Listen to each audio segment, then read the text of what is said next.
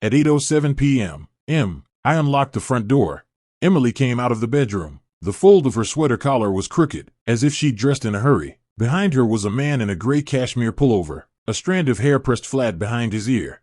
David. Emily raised both hands in front of her chest, as if pushing against an invisible wall. This is Carl, a coworker. He drank too much. I was just. Carl stood slightly behind her. His belt buckle wasn't centered.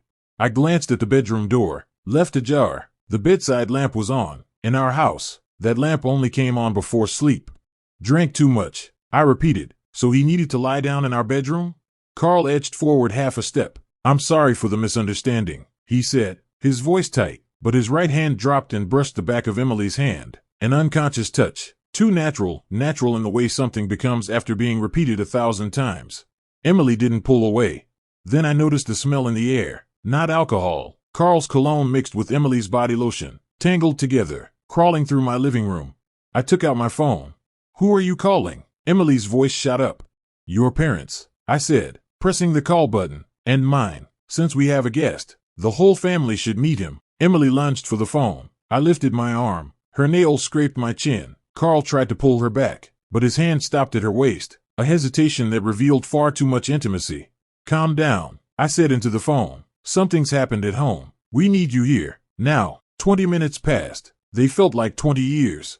Carl couldn't sit still. Emily went from crying to threatening. I'm leaving right now. I'm done with this marriage. She grabbed Carl's arm. We're going. Carl didn't move. He stared at the floor, as if seeing the grain of the wood for the first time. When the four parents arrived, the living room was already a ruin, a silent one. My father looked at Carl, then at Emily's swollen eyes. He didn't ask anything. He simply sat in the armchair, hands clasped on his knees. All right, I said once the door closed. Emily, in front of everyone, explain why this drunk coworker was in our bedroom. My mother gasped. She'd seen the loafers. It was just a project celebration, Emily said, twisting her fingers. Carl walked me home. He wasn't feeling well, so I let him rest. David, you're always so suspicious. Which hotel hosted the project? I cut in. Who was the client? Where are the photos from the celebration dinner? Her mouth hung open. I turned to Carl. You tell us. Sweat beaded on his forehead. We. How long has it been? My voice was steady. 3 months? 6? Or did it start last year when she went to San Francisco on business? Emily's face drained of color. Carl jumped to his feet. This isn't all my fault. He pointed at Emily. She told me you were separated. She said you were already getting divorced. She said she had rights to this house too. Carl, Emily screamed. Too late. Every pair of eyes in the room pinned her in place. Her mother covered her mouth. Her shoulders collapsed inward.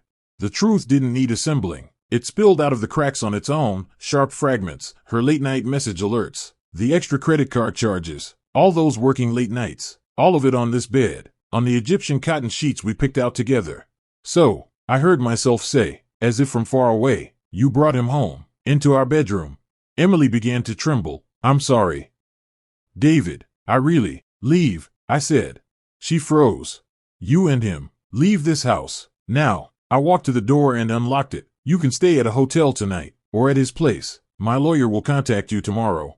David, her father stood up. Talk it through. Maybe, Dad. I interrupted him for the first time. Your daughter brought her lover into my home on our wedding anniversary, on the sofa my mother gave us. They may have even kissed. What exactly do you think there is to talk about?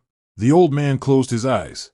Carl had already edged to the door. He bent down to put on his shoes, moving with the speed of someone escaping a fire. Emily, we'll talk later.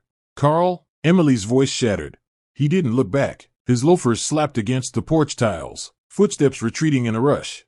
Emily turned to her parents. Her mother looked away. Her father's eyes were red, but he shook his head. The last bit of support collapsed.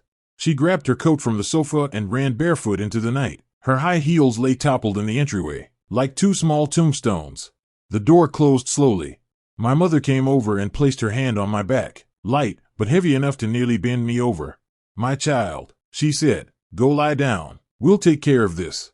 I went into the bedroom. The bedside lamp was still on. I tore off the sheets, the duvet cover, the pillowcases, balled them up, and threw them into the hallway. Then I opened every window. Cold air poured in, scouring every corner. Tomorrow I would change the locks, box up her things, sign the papers.